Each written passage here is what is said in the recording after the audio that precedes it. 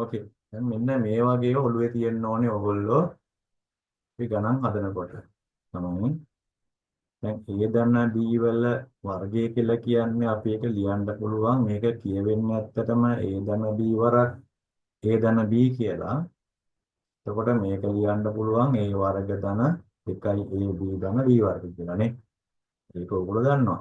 දැන් අපිට පුළුවන් මේකෙන් A ඍණ B වර්ග අපෝහණය කරන්න පුළුවන්. එතකොට එන්නේ දැන් අපි උදේකින් මේක අපෝහණය කරනවා නම් ඒක ලියන්නේ මෙහෙමනේ මේ විදිහට. එතකොට ඒ කියන්නේ අර දැන් උඩ එකේ B වෙනුවට යට එකේ ඍණ B තියෙනවා. එහෙනම් A වර්ග ධන 2A අර B තියෙන තැනට ඍණ B දානවා. ඔය වගේ. එතකොට අපට ඕකෙන් එනවා A වර්ග ඍණ 2AB ධන B වර්ග කියලා. හරිද? ඊළඟට තමයි දැන් වර්ග දෙකක අන්තර. A වර්ග ඍණ B වර්ග වගේ එකක්. මේකක් අපි ලියන්න A ඍණ B A ධන B කියලා.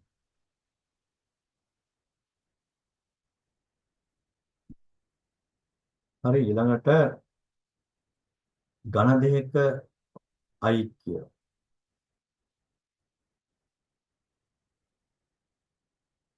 ඝන දෙකක ඓක්‍ය කියනකොට දැන් A ධන B A වර්ග ඍණ AB ධන B වර්ග කියලා තමයි සාධක කරන්නේ. දැන් A ඝණය ඍණ B ඝණය කියනකොට ඒකෙත් අර එන්නේ නිකන් අර උඩේකින් අපට අපෝහණය කරන්න පුළුවන්. දැන් A ඝණය ධන ඍණ B ඝණය වගේ නෙවෙයි තියෙන්නේ. ඒකට ඒක අපට ලියන්න පුළුවන්.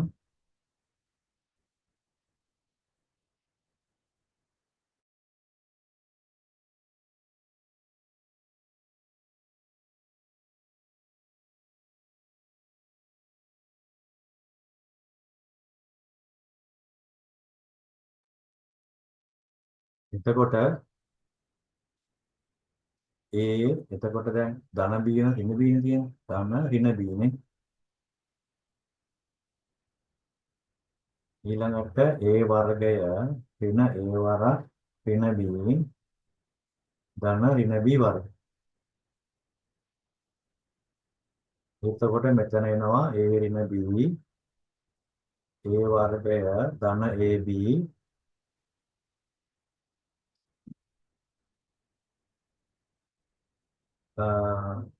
ධන B වර්ගය කියලා. ළමයි මේ ටික තේරෙනව නේද ඔයාලා?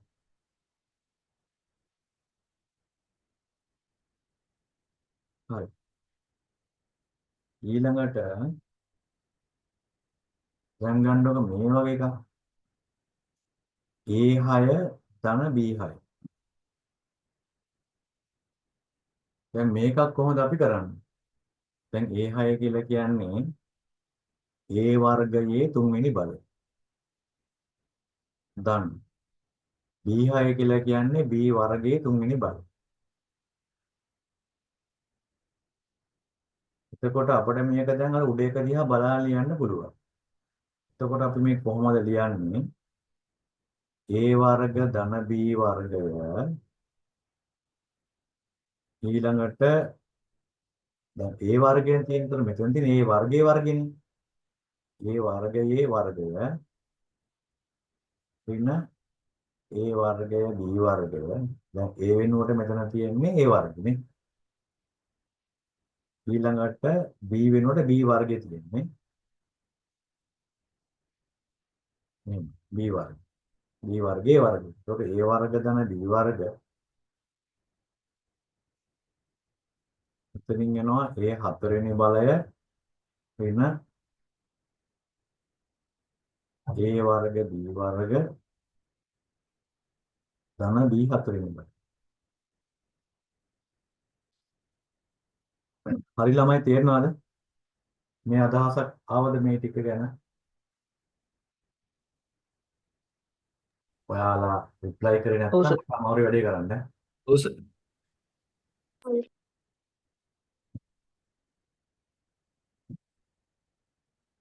ඊළඟට දැන් සමගාමී සමීකරණ සිදුවීම.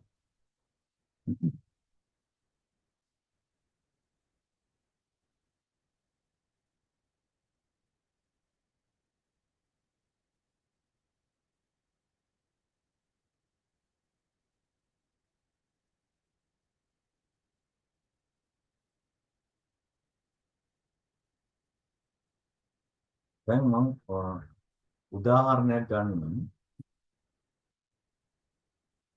x ධන y සමානයි 6යි. x ඍණ y සමානයි 2යි කියලා මම ගන්නම්කෝ. දැන් ඔයාලා මේවා එකක් කරන්න දන්නවා. මම ඔයාලට මේකේ ජ්‍යාමිතික දෙයක් කියන්නයි යන්නේ. පොඩ්ඩක් වෙනස් දෙයක්. දැන් ගන්නකො මේ පළවෙනි එක මේ දෙවෙනි. ඔයාලට පේනවාද මේ පළවෙනි එක ඇවිල්ලා සරල රේඛාව සමීකරණය?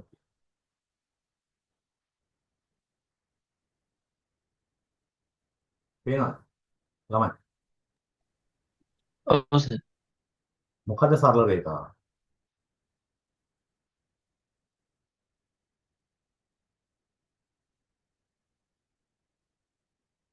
මොකක් සරල රේඛාව? අර දැන් අපි සාමාන්‍යයෙන් දන්නේ දැන් y සමාන mx ධන 100 ආකාරයෙන් ලියාගත්තොත් කොහොමද මේක ලියන්නේ? y සමානයි ඍණ x ධන 6නේ. දෙවෙනි එක ලියන්නේ කොහොමද? y සමානයි x ඍණ 2නේ. එතකොට මම පළවෙනි සමීකරණේ ඇන්දොත් එහෙම එන්නේ මේවා එකක් නේ. y සමාන ඍණ x කියනකොට මෙහෙම නෙන්නේ. ඍණ x ධන 6 වල. ඒතර මේ තමයි y සමාන ඍණ x ධන 6.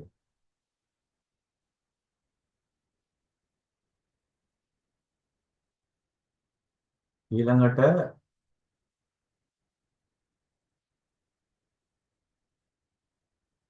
y සමානයි x ඍණ 2.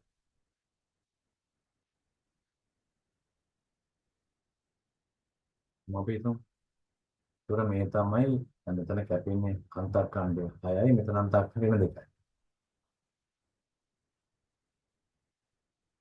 ඒතර මේක y සමානයි x ඍණ 2.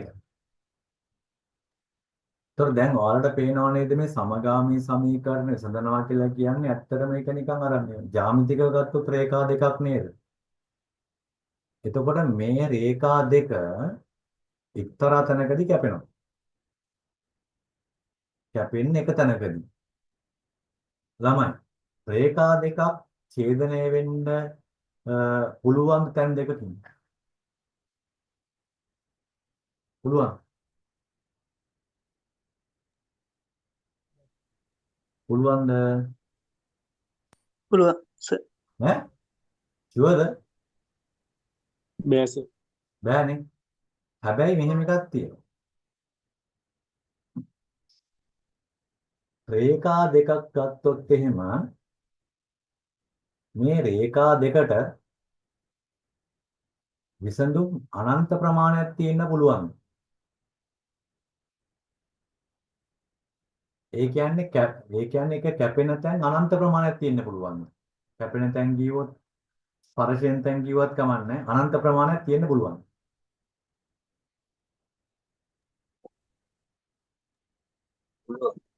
පුළුවන් නේ? ඔව්. ඒ කියන්නේ අර මෙන්න මේ වගේ රේඛා දැන් අපි ඒවා අර න්‍යාසවල කරනවා. ඒ පාඩමේදී මම කියලා දෙන්නම් මේක. කියන්නේ අපි තුමුකෝ y සමානයි ඍණ x ධන 6 කියන එකයි අපිට තව රේඛාවක් ගන්න 2y සමානයි ඍණ 2x ධන 12 කියන එක. මේකත් එක රේඛාවක් මේකත් එක රේඛාවක්. දැන් මේ රේඛා දෙක එක මත ඇන්දොත් එහෙම එක මත තමයි තියෙන්නේ. ඔය රේඛා දෙකම. එතකොට මේ දෙකටම පොදු විසඳුම් තියෙන අනන්ත ප්‍රමාණයක් තියෙනවා. හරි ඒක අපි කතා කරමු න්‍යාස පාඩමේදී ඔයගලන්ට මේකෙදි මේ ඊළඟ එකට තමයි එන්නේ. හරි. එතකොට මේකේ තියෙන එක විසඳුමනේ තියෙන්නේ. මම මේ විසඳුම ගන්නවා. මෙයා x නෝට් කියලා ගන්නවා. මෙයා y නෝට් කියලා ගන්නවා. කියන්නේ මෙන්න මෙයාගේ ඛණ්ඩාංග තමයි x නෝට් y නෝට් කියලා කියන්නේ. මෙයා x අක්ෂය මෙයා y අක්ෂය. එතකොට මේ x නෝට් y නෝට් කියලා කියන්නේ මේ දෙකේ විසඳුමනේ.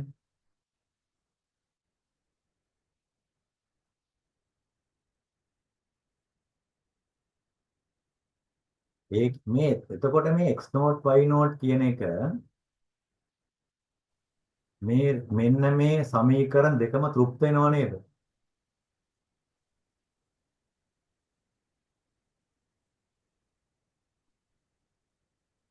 තෘප්ත වේ.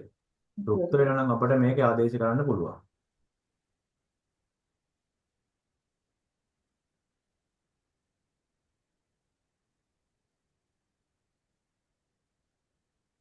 මෙන්න. එතකොට ඔයාලට එන්නේ මේක එකතු කරපුවාම එනවා 2x නෝට් සමානයි 8යි x නෝට් සමානයි 4යි නේ. එතකොට අඩු කරොත් එහෙම 2යි y නෝට් සමානයි 4යි y නෝට් කියලා කියන්නේ 2යි නේ. ඒ අනුව ගත්තහම මේක විසඳුම් වෙනවා 4යි 2යි.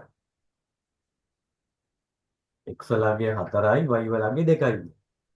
දැන් එකක් තියෙනවා. දැන් ඔයාලා A level කරාට දැන් ඔයාලා දැන් ඉන්නේ A level සහ BSc එක ඩිග්‍රී එකට ඇප්ලයි ඩිග්‍රී එකයි අතර ඉන්නේ. එතකොට දැන් ඔයාලා පොඩ්ඩක් හිතන්න පුරුදු වෙන්නත් ඕනේ. දැන් මම මේ කතාව කියලා දුන්නානේ. දැන් මම ඔයාලට ප්‍රශ්නයක් අහනවා. ඒ තමයි x ධන y සමානයි 6යි කියනකොට ඒකෙන් කියවෙන්නේ මොකද්ද? x ධන y සමානයි 6 කියන එකෙන් කියවෙන්නේ මොකද්ද?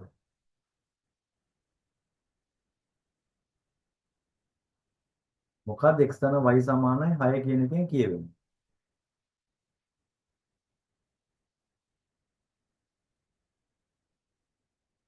ළමයි කතා කරමු. x ධන y සමානයි 6 කියන එකෙන් කියවෙන්නේ මොකද්ද? ඔයාලගෙන් හැංගීම තමයි.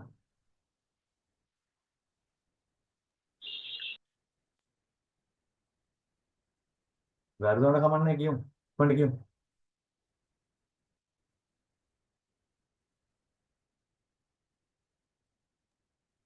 අන්තක්කණ්ඩය අහෙන් කියලා කියන්නේ නෑ x ධන y සමානයි 6 කියන එකෙන් දෙයක් කියවෙනවානේ. මොකක්ද කියලා. x ධන y සමානයි 6 කියන්නේ සරලරේඛාවක්. ඒකේ මේ අනුක්‍රමණය ඍණානුක්‍රමණය ධන අන්තක්කණ්ඩය ධන 6 අන්තක්කණ්ඩයක් තියෙන සරලරේඛාවක්. හරි. දැන් අර ජ්‍යාමිතියේ පැත්තකින් පොඩ්ඩක් තියමුකෝ. එහෙම නැතුව කියන්නකෝ දැන් x ධන y සමානයි 6 කියන එකෙන් කියවෙන අදහස මොකක්ද කියලා. අපි අර ජ්‍යාමිතික විවරණ පොඩ්ඩක් පැත්තක තියලා අපි ඒකේ මේ ඇල්ජිබ්‍රික් VG ආකාරයේ මොකක්ද අදහස තියෙන්නේ? නොදන්නා පද දෙකක් තියෙනවා. ඒ දෙකේ එකතු හැම විටම 6ක් වෙනවා. හරියට හරි. නොදන්න පද දෙකක් තියෙනවා. ඒ දෙකේ එකතුව හැම විටම 6. එතකොට අපි තෝරන්නේ මොනවද? x සහ y කියන පද ටික හොයාගන්නවා 6 වෙන විදිහට. එතකොට ඒ වගේ ඒවා කීයක් තියෙන්න පුළුවන්? අනන්ත ප්‍රමාණයක් තියෙනවා නේද? දශම මේ මොනවාද මේ එතකොට x වලට අපි 1.1 දාන්න බැයිද? 1.5 0.2 බැයිද දාන්න? පුළුවන් නේද? x කියන්නේ තාත්වික සංඛ්‍යාවක්. y කියන්නේ තාත්වික සංඛ්‍යාවක්. එතකොට අපට ඕනම එහෙම තාත්වික සංඛ්‍යා ඕන තරම් තියෙනවා. එතකොට මේ තාත්වික සංඛ්‍යා දෙකක එකතුව 6 වෙන විදිහට අපට ගන්න පුළුවන්. උතර ඔයගොල්ලෝ O level කාලේ කරේ අර ප්‍රධාන නිකිල සංඛ්‍යා අරගෙන තමයි මේ x ඒ මොකද අර රේඛාව වඳින්න ලේසි නිසා නිකිල සංඛ්‍යා අරගෙන මේ x සහ y x ට නිකිල තුනක් අරගන්නවා ඊට අනුරූප y වල නිකිල තුනක් අරගෙන ඒ සුළු කරලා එන නිකිල තුන අරගෙන ඕගොල්ලෝ පොයින්ට් කරලා ග්‍රාෆ් එක අඳිනවා. එහෙමනේ පොඩි කාලේ කියන්නේ අඳිනවා නම් එතකොට දැන් මම පොඩි කාලේ සමගාමී සමීකරණ සඳහන කතාව මම දෙවුණා කියන්නම්. එතකොට දැන් ඔතන කියවනා x ධන y කියලා කියන්නේ 6යි. ඒ කියන්නේ නොදන්න පද දෙකක් තියෙනවා. ඒ පද දෙක එකතුව 6 වෙන විදිහට අර නොදන්න පද අපට හොයාගන්න පුළුවන්. එතකොට ඊළඟ එකෙන් මොකක්ද කියවෙන්නේ? x වෙන y සමාන 2 කියන එකෙන් මොකක්ද කියවෙන්නේ එතකොට? ඊට අනුරූපව.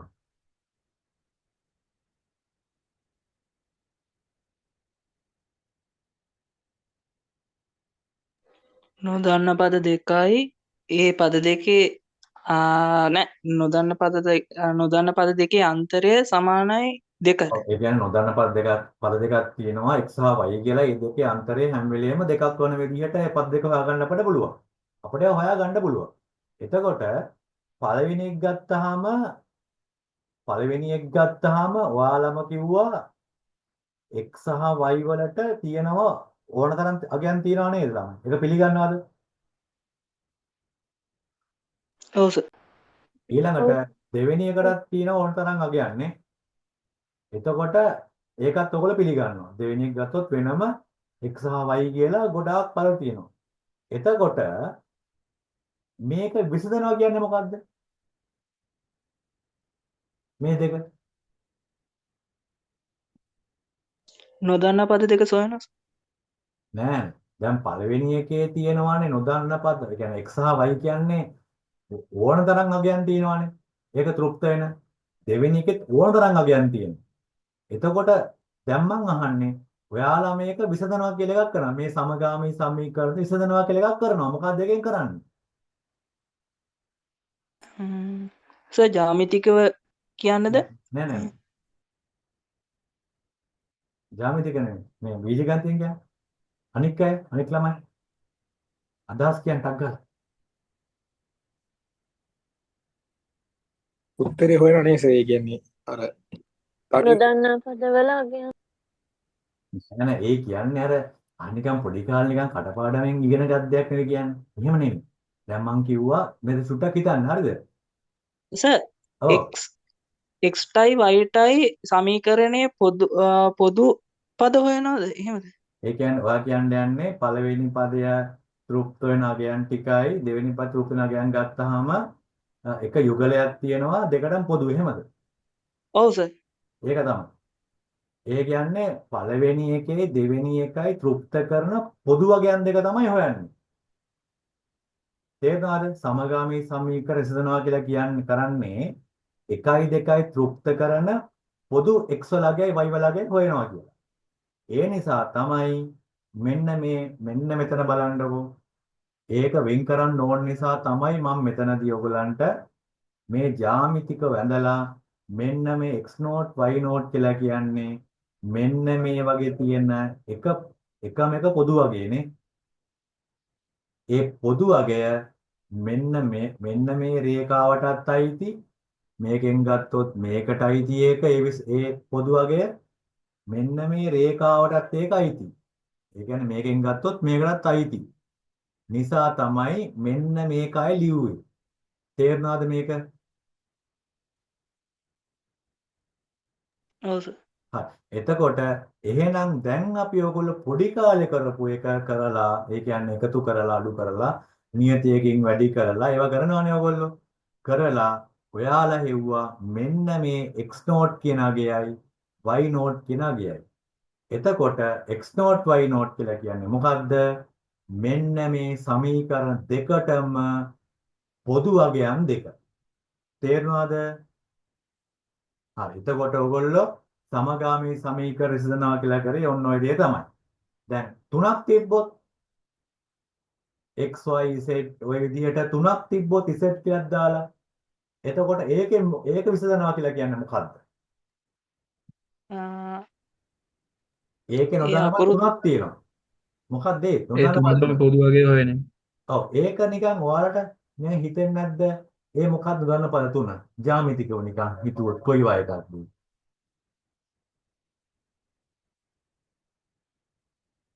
ජ්‍යාමිතික අර නිකන් සංකීර්ණ සංඛ්‍යා වගේ ඉස්ස නෑ 3D එක.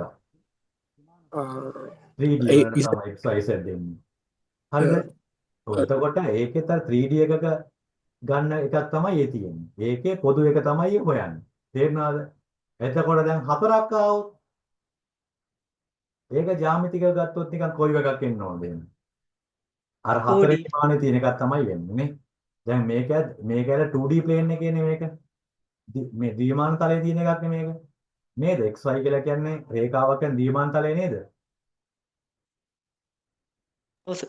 ඔව්. 3D කියලා කියන්නේ ත්‍රිමාන එකක් නේ. ඒතකොට හතරක් එහෙම xy w xy z සමානයි මේකයි. එහෙම දාලා හතරක් තිබ්බොත් මේකෙන් කියන්නේ මොකද්ද? මාන හතරක තියෙන එකක් ගැන කතා කරන්නේ.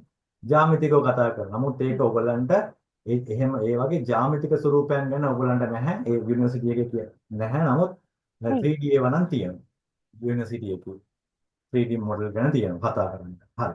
එතකොට ළමයි මට මෙතනදී කියලා දෙන්න ඕනේ මේ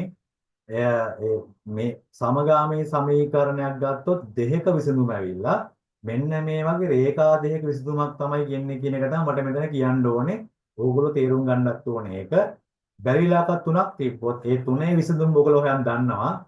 දෙකක් අරගෙන අනික එක අයින් කරලා එහෙම දන්නවනේ වන්නේ. ඕලෙවල් කාලේ කරානේ. ඒක අපි ජ්‍යාමිතිය ගැන කතා කරන්න යන්නේ නැහැ. තේරෙනවද? එතකොට මේකෙන් මේක අපේ කතාව ඉවරයි. හරි. මෙතනට එනකම් මොන හරි ගැටලු තියනද ඔයගොල්ලන්ට?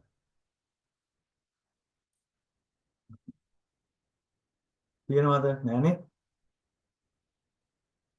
නෑ සර්. හරි. දැන් මම දෙයක් අහන්න යන්නේ. ඒ තමයි මෙන්න මේක ගන්නකො.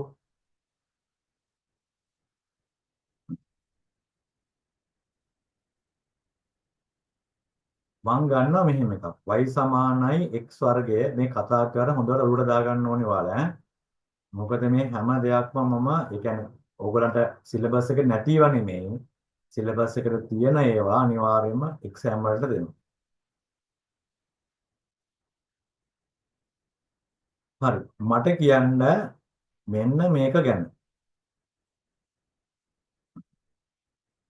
දැන් මේ සමීකරණ පළවෙනි සමීකරණය වර්ගජ සමීකරණය. දෙවෙනි සමීකරණය සරල රේඛාව. මේ රේඛීය සිතයක් තියෙන්නේ නේ. එතකොට මේකේ විසඳුම කියන්නේ මොකද්ද?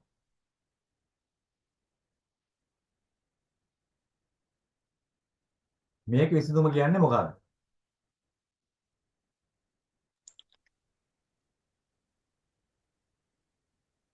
සර් පළවෙනි එකේ වක්‍ර ප්‍රස්ථාරයක් නේද? ඔව් පරාවලයක් කියන්නේ.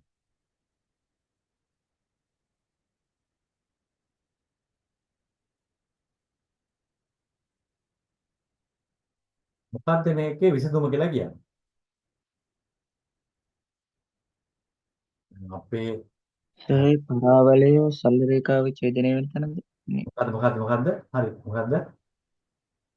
ඒ පරාවලය සරල රේඛාව පරාවලයයි ඡේදනය වෙන තැනද සරල රේඛාවයි ඡේදනය වෙන දැන් දෙකනේ. හරි. මම දැන් අතුරු ප්‍රශ්නයක් අහනවා. දැන් මම ඒක නිකන් අඳින්නම්කො නිකන් හරිද? හරියටම නෙමෙයි අඳින්නේ. හරි. ඔයාලට මේක හරියට බඳ ගන්න පුළුවන්.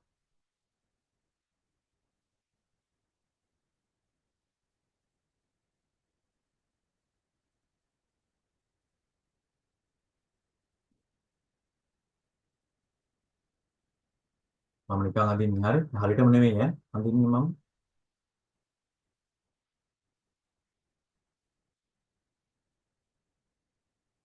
අපි හිතමු මේ වාක්‍ය එහෙම වෙන්නේ කියලා. අපි හිතමු ඈ.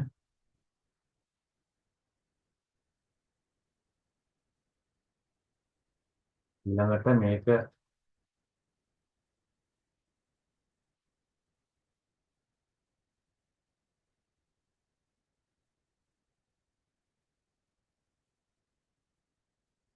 හරි.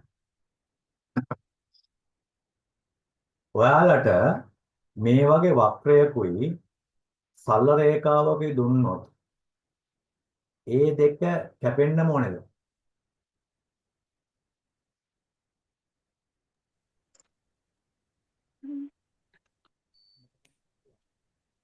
මෙහෙම වෙන්න බැයිද?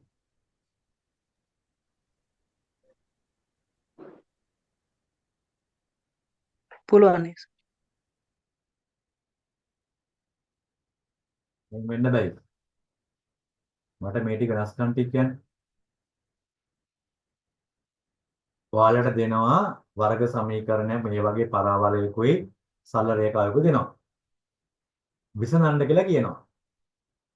එතකොට හිතන්නකෝ මෙන්න මේවා එකක් ආවා. මෙහෙ අපි හිතමුකෝ මෙන්න මේකෙන් කියන්නේ මොකද්ද කියන්නකෝ. ඔයාලා මේක විසඳන්න පුළුවන්. විසඳපුවාම විසඳුම් කීයක් එනවද? දෙකක් එනවා. දෙකක් එනවා. ආයෙ දෙකක් ගත්තොත් එහෙම එන්නේ මෙන්න මේ ස්පර්ශය යනවා. ඒතර විසඳුම් කීයක් තියෙන්නේ? එකයි. එකයි. ඒ කියන්නේ xයි yටයි විසඳුම් එකයි තියෙන්නේ. මේකේ මොකද වෙන්නේ? මෙහෙම වෙන්නත් පුළුවන්. එතකොට විසඳුම් තියනවද? විසඳුම් නැහැ. විසඳුම් නැහැ. ඒ කියන්නේ ඔයගොල්ලන් දීලා තියෙන සමීකරණ දෙක විසඳන්න බෑ. හරිද? දැන් මේක විසඳන්න පුළුවන්. හරි.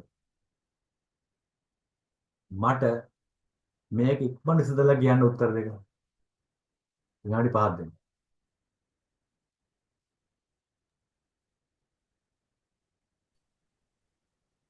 ඒ කියන්නේ අන්තක්කණ්ඩයයි අනුක්‍රමණය දෝනේ.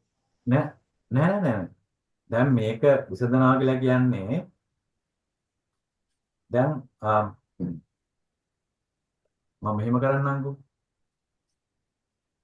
මේකට මොකක් හරි විසඳුමක් තියෙනවා කියලා දැන් මම කිව්වනේ. ඔයගලන්ට දෙනේ වගේත් කොහොමත් විසඳුම් තියනවා තමයි දෙන්නේ. එතකොට මෙහි විසඳුම අපි හිතමුකෝ x not y not කියලා. ඒකෙන් කියන්නේ මොකද්ද? මට ඒක කියන්න. දෙකටම පොදු එක නේද? හරියට හරි. මේ දෙකටම පොදු එක. එහෙනම් මේ දෙකටම පොදු එක නම් මෙන්න මේ පළවෙනි සමීකරණය දෙවෙනි සමීකරණය මේක තෘප්ත වෙනව නේද? ඔව්. එකේ සහ දෙකේ දෙක එකද එතකොට තෘප්ත වෙන්නේ දෙක. නෑ නෑ. දෙකටම තෘප්ත වෙනවා. ආහ්. දැන් රේඛා දෙකේම දැන් මෙතන දැන් මේ දෙකනේ මේ ගන්නෙ. ඔව් ඔව්. එතකොට මේ වක්‍රයටත් මෙන්න මේ ලක්ෂය පොදුයි සරල රේඛාවටත් පොදුයිනේ. ඔව්. මේකත් එහෙමනේ. එතකොට අපි ගත්තේ හැබැයි එකයි. හ්ම්. x not y not කියලා එකයි ගත්තේ. මොකක් හරි එකක් තියෙනවා මේ දෙකටම පොදුයි කියන්නේ. අපි ඊට පස්සේ ඒක සුළු කරලා බලනවා එකද තියෙන දෙකද තියෙන කියලා බලන එක තමයි කරන්නේ. ආහ්. හරිද? දැන් මම ඔයගලන්ට කියවනේ මේක ඔයගලන් දෙන්නෙම කොහොමත් විසඳුම් තියෙන එකක් කියලා. එතකොට මේ විසඳුම් නැති එකක් දෙන්නේ නැහැ ওই මට්ටමේදී. හරිද? එතකොට අපි කරන්නේ එකේදී තෘප්ත වෙනවා නම් y not සමානයි x not වර්ගය ධන x not ධන 2. ඒක අර සරල රේඛාවෙත් ඒ කියන්නේ ඊළඟ සමීකරණ තෘප්ත වෙනවානේ. y not සමානයි දැන් බලන්න මම කියන්නේ අන්න ඒකයි අපි මේක තේරුම් ගන්න ඕනේ. හරිද? දැන් එකයි දෙකයි කියන්නේ මොකද්ද? කාටද කියන්න පුළුවන්ද? එකයි දෙකයි කියවෙන්නේ මොකක්ද? එකයි කියවෙන්නේ මොකද්ද? අර සමීකරණ දෙක නේද? අර එකේ කියවෙන්නේ මොකද්ද? පස්තාර දෙකේ සමීකරණ දෙක. දැන් එකේ කියවෙන්නේ පළවෙනි එකෙන් මොකද්ද කියවෙන්නේ? වක්‍ර ප්‍රස්ථාරි වක්‍ර සමීකරණ. පස්තාර. ඔව් නෑ සමීකරණේ හරි. නමුත් කියවෙන්නේ මොකද්ද ඒකෙන්? x සහ y අතර සම්බන්ධතාවයක් තියෙනවානේ. ඒක දෙකෙන් කියවෙන්නේ. x අරකේ සහ වර්ග y අතර ජබ්‍ර සම්බන්ධතාවයක් තියෙනවා. දැන් හරි කලින් කිව්වනේ ඔයගොල්ලෝ. දැන් කලින් කිව්වනේ x ධන y වල එකතුව 6 වන විදිහට x වලට y වලට වගයන් ගන්න පුළුවන් කියලා කිව්වනේ. ඒක අපිට කියන්න පුළුවන් නිසා ඒක ලේසි. නමුත් දැන් මේකේ තියෙන්නේ x සහ y අතර සම්බන්ධතාවයක්. එහෙම කිව්ව ප්‍රශ්නයක් නැහැනේ. මොකක්ද සම්බන්ධතාවය එතකොට? නුවණින් දන්නේ. අර y කියලා කියන්නේ x වර්ග ධන x ධන 2 කියන එකනේ. නේද? ඔව් x ගුණිතය. වලට අගයන් දෙනකොට y වලට අගයන් ලැබෙනවා. එහෙම කරපුවාම අපට වක්‍රයක් අඳින්න පුළුවන්. එකෙන් කියවෙන්නේ ඒකනේ. දෙකෙන් කියවෙන්නේ මොකද්ද? x සහ y අතර සම්බන්ධතාවය. ඒ කියන්නේ x වල අගය x ට අගයක් දුන්නොත් ඒක 3ෙන් වැඩි කරලා එකක් එකතු කරපුවම y වල අගය ලැබෙනවා. ඔය ඒකෙන් එන්නේ සරල රේඛාව. කියන එක එතකොට පළවෙනි එකේ x වලට ගොඩක් අගයන් ගන්න පුළුවන් ඊට අනුරූප y වල ගොඩක් අගයන් ගන්න පුළුවන් නේද? ඒ කියන්නේ අනන්ත ප්‍රමාණයක් ගන්න පුළුවන්. අති විශාල හිතා ගන්න බැරි ප්‍රමාණයක් ගන්න පුළුවන් කියන එක එකෙන් කියනවා නේද? ඔව්. එතකොට දෙකෙනොත් ඒකම කියනවා නේද? හ්ම්. දැන් මට කියන්නකෝ දැන් 3ෙන් 4ෙන් මොකද්ද කියවෙන්නේ කියලා. අරකට අනුරූප කරලා තියෙන්නේ නේද ඒකට? නෑ 3ෙන් 4ෙන් කියවෙන්නේ මොකක්ද? ආ.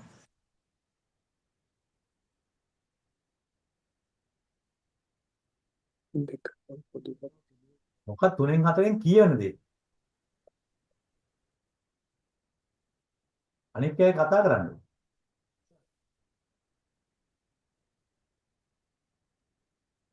තුනෙන් හතරෙන් කියවෙන දේ මොකද්ද? කියවෙන්නේ මොකද්ද කියලා අහන්න.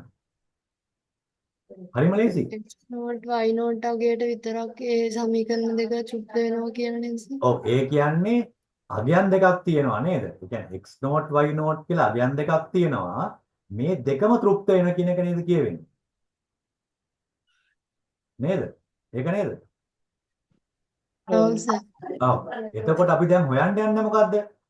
දැන් එකේ කියපුවාම x අනුරූප y වල අගයන් තියෙනවා. ඒ වගේ අපි යුගල ගත්තොත් එහෙම අනන්ත ප්‍රමාණයක් තියෙනවානේ. එතකොට මේ දෙක ගත්තොත් එහෙම x සහ y යුගල ගත්තොත් එහෙම ඒවා තෘප්ත වෙන අනන්ත ප්‍රමාණයක් තියෙනවා. එතකොට නමුත් මේකෙන් මොකද්ද කියවෙන්නේ? මේ දෙකටම පොදු වෙච්ච යුගල උපරිම කීයක් තියෙන්න පුළුවන්ද?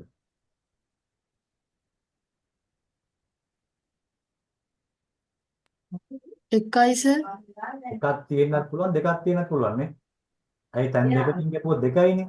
ඊට වඩා තියෙන්න බෑ. දැන් ඔයාලා මේක දැන් මම කරන්නේ හරිද? 3යි 4යි සමාන කරනවා. මට ඒකත් කියන්නකෝ. 3යි 4යි සමාන කරපුවාම එන්නේ මෙන්න මේක. මට මේක තේරුම කියන්න. හරිද? දැන් ඇත්තටම මේවා A levels වලදී කරන්න ඕනේවා තමයි. එතකොට නමුත් ඕගොල්ලන්ගේ මට්ටමේදී මේක හොඳට තේරුම් ගන්න ඕනේ. දැන් අපි අර යාන්ත්‍රික වෙලා මේක සුළු කරලා උත්තර දෙකක් ගත්තාම ප්‍රශ්නේ තියෙන්නේ මේකයි. මම අහන්නේ ඒ උත්තරේ මොකක්ද හම්බෙන්නේ කියලා. හරිද? එතකොට දැන් මට මෙතන කෙනෙක් දාලා තියෙනවා උත්තරයක් දාලා තියෙනවානේ ස්මාර්ට් এডুকেෂන් මම දන්නේ කවුද කියලා. x සමාන 1යි y සමාන 4යි කියලා දාලා තියෙනවා. එතකොට දැන් ඔයගොල්ලන් දැන් කියන්න පුළුවන් මොකක්ද 1 කියන්නේ මොකක්ද 4 කියන්නේ? x සමාන 1 x සමාන 4 කියන්නේ මොකක්ද? මොකක්ද ඒ උත්තරේ? මොකක්ද එකෙන් කියවෙන්නේ? අන්න එක තමයි වැදගත්. දැන් මේක සමාන කරපුවාම ඉන්නේ මෙහෙමනේ. ඔව් පුතේ. ගිහින් මාරු කරගන්න පුතේ අම්මට කියලා.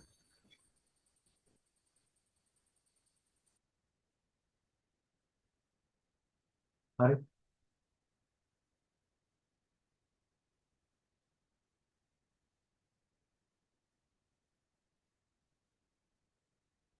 මෙහෙමනේ. දැන් ඕම් මේ දෙක සමාන කරා නේද? එතකොට සමාන කරපුවා මේක පොඩ්ඩක් සුළු කරපුවාම එන්නේ මෙහෙම. හරිද?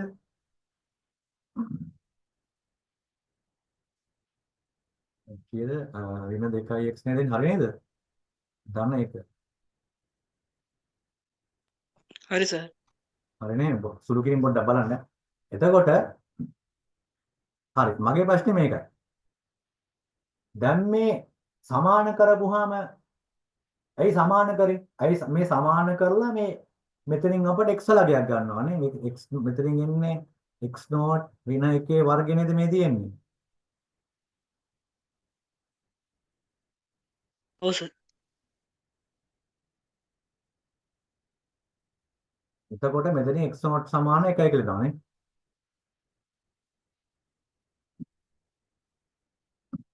හරිද? x not සමාන 1යි කියලා එනවා. හරිනේ? එතකොට දැන් මගේ ප්‍රශ්නේ මේකයි. මේ දෙක සමාන කරලා එක අගයක් එනවා. මට කියන්න කවුරු හරි ඒකෙන් කියවෙන්නේ මොකද්ද? මේ දෙක සමාන කරලා ලිව්වා. y not මේ y not සමාන කරලා ලියලා x not කියලා අගයක් එනවා. මොකද්ද ඒ සමාන කරේ මොකද්ද? ඇයි සමාන කරේ? ඇයි සමාන කර හේතුව මොකද්ද? එතකොට x not සමාන 1යි කියලා ආව අගය මොකද්ද?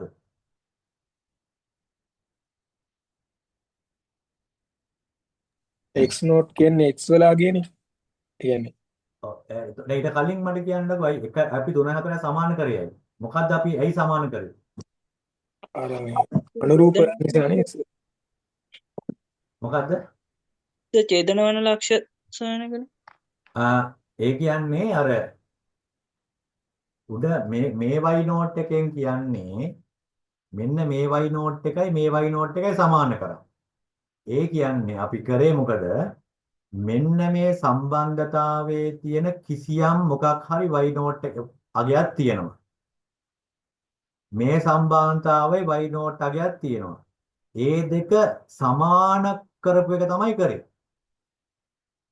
එතකොට මේ අගයන් දෙක දැන් සමානයිනේ මේකේ.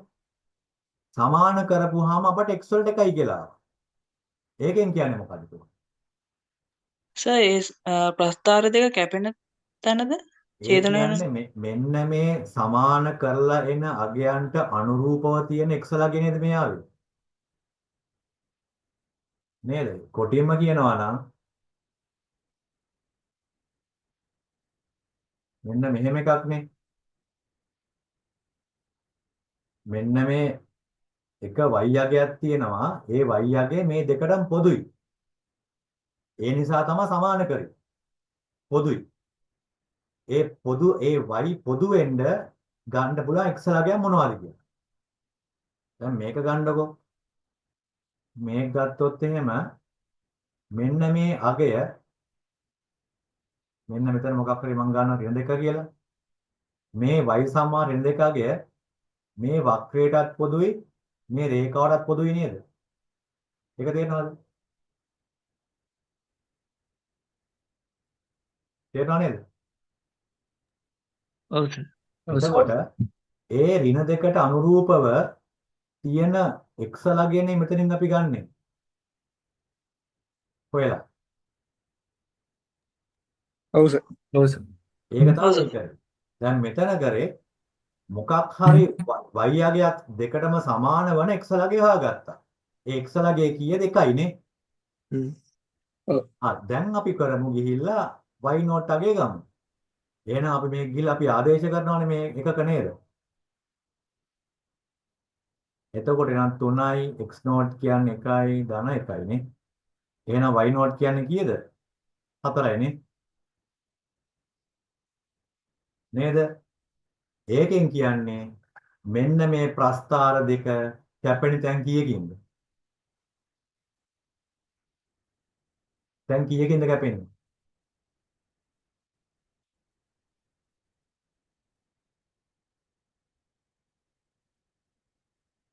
ළමයි මේ ප්‍රස්ථාර තැන් කීයකින් කැපෙනවද?